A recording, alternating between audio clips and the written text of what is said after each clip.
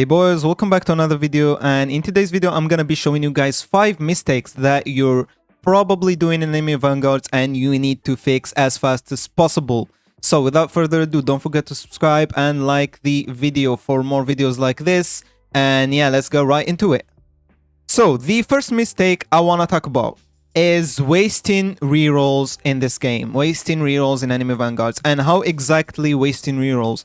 I see a lot of you guys rerolling on units that you shouldn't be rerolling on, and I mean, I see this a lot every single time. Some of you guys reroll on units before even realizing how good they are or what they do. The amount of people I've seen that rerolled and got Monarch on Armin on the AOT update is crazy, considering he was a support. I mean, all you had to do is read his passives, dude. And also other units such as Rimuru.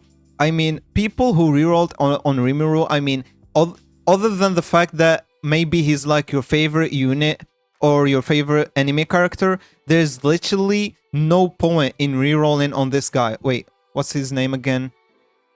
I low-key forgot. Anyways, that guy was not worth the rerolls. He's literally a Monarch-less unit. He's a unit that becomes bad with Monarch.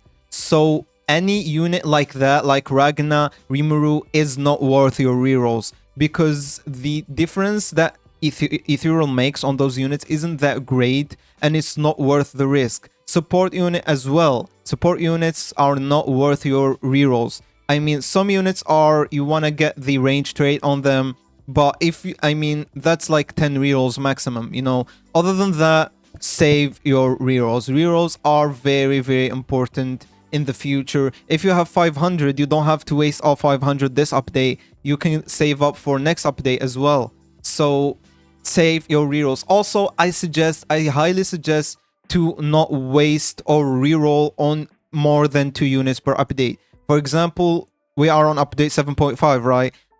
I highly suggest that you only reroll on Escanor and another unit as well after that if you want. Maybe Escanor and the World Lion unit Jin Mori. Maybe those 2 units only, or maybe Escanor and whatever exclusive you want, I guess, if you like one of the exclusive, but it's not really worth it.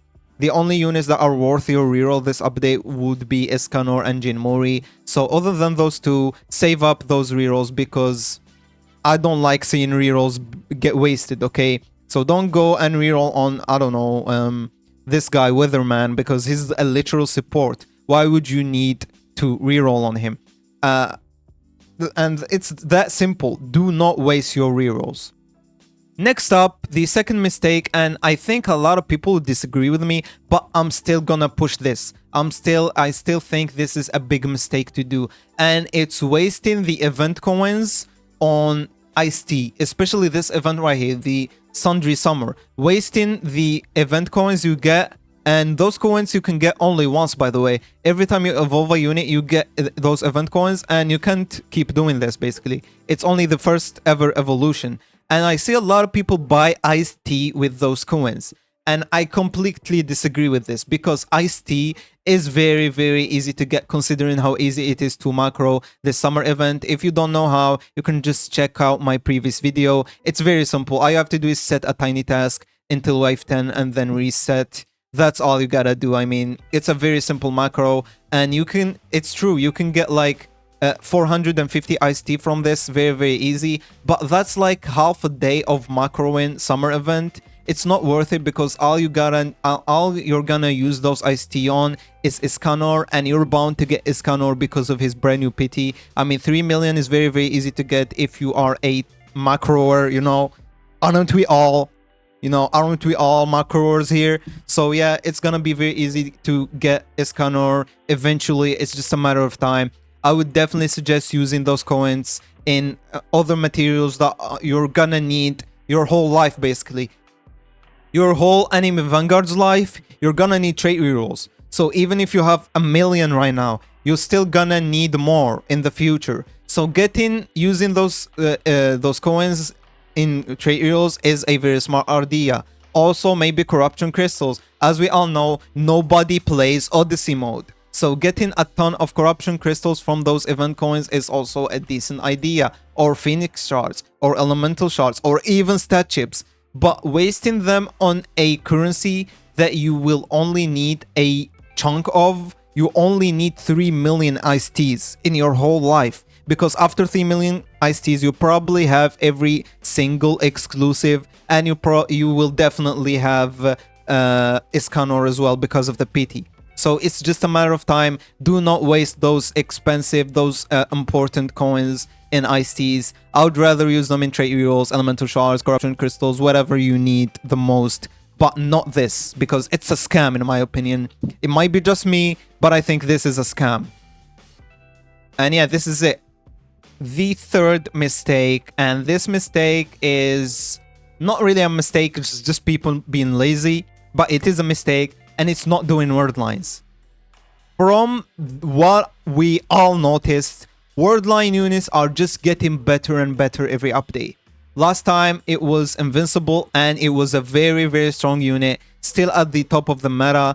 It's a very good unit to have. And this time we have Jin Mori, who is literally in the broken segment of the tier list. Literally broken segment, next to all the Vanguards. He's like the only not... Actually, I forgot about Yahwach, But yeah, he is in the broken segment of the tier list. Definitely do your word lines. If you are a lazy person, you can be asked to do word lines. Do them like I'm currently doing them. I'm literally doing like 5 floors a day or less. And I'm currently progressing through it. And I will eventually get Jin Mori, and you can as well. Everyone just is too lazy to do word lines nowadays, and it's not good, okay? Do your word lines. Even if you do 2 floors a day, you will eventually get those the secret units. So yeah, definitely do the word lines because it's worth it, okay? It's definitely worth it. Next up is for a mistake that is, and it's people not caring about team synergy and passives and everything around that in this game. You need to build your team around synergy. You need to make a team that is, that makes each other better. You need to make a team of units that make each other better. For example, in this update, there is a lot of synergy with the exclusive units and, even the secret Leo. If you build a team around those units, you can make a very insane team, even without Monarch. Yes, you won't even need Monarch. I know a lot of people say how Monarch reliant this game is, but the truth is they want Monarch for themselves. They just want the fancy trait. But this game isn't that Monarch reliant as they make it seem. Because let's say you only have those the exclusive units from spring event and summer event. You can literally make an insane team just with those. Hibana is an insane fire unit or burn units buff, and this unit, who I can't spell the name of, is also a very strong fire unit buff. If you put those units next to this support unit, this newsman or weatherman support unit, and you have 2 DPS units like, for example, Hey and Ali, you can literally have an insane team just with those exclusive units that are literally easy to get, and every single player in the game have them. Like, get me somebody who doesn't have those exclusive units. They are so easy to get, and only this mix, and add in a little farm in the end as well, and you got an insane team.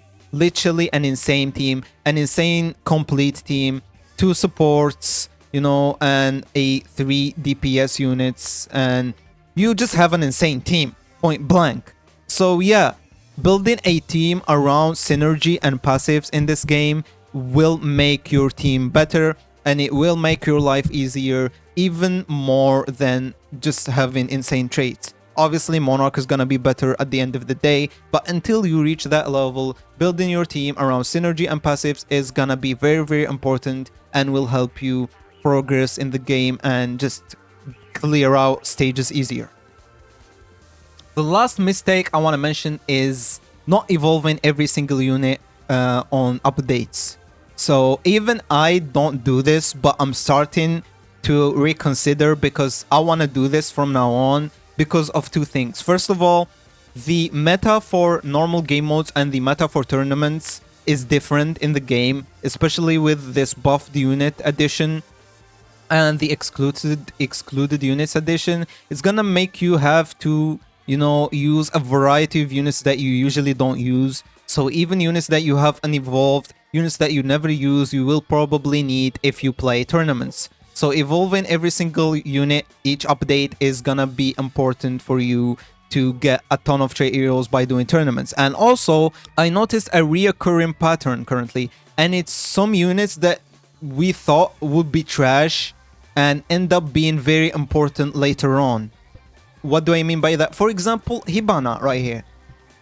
I was never gonna consider even... What's her name again, bro? There we go. I was never gonna consider even using her, right? But then we got a ton of brand new burn units that are literally insane. So her being a burn unit, support unit, will make her very, very good on this update. You know, if you want to use her next to any of the exclusive units or even the secret Leo unit, it will make them very, very strong. Especially because fire is a very strong element now because of two things: brand new insane fire units, and also because it's one of... Oh, hell no.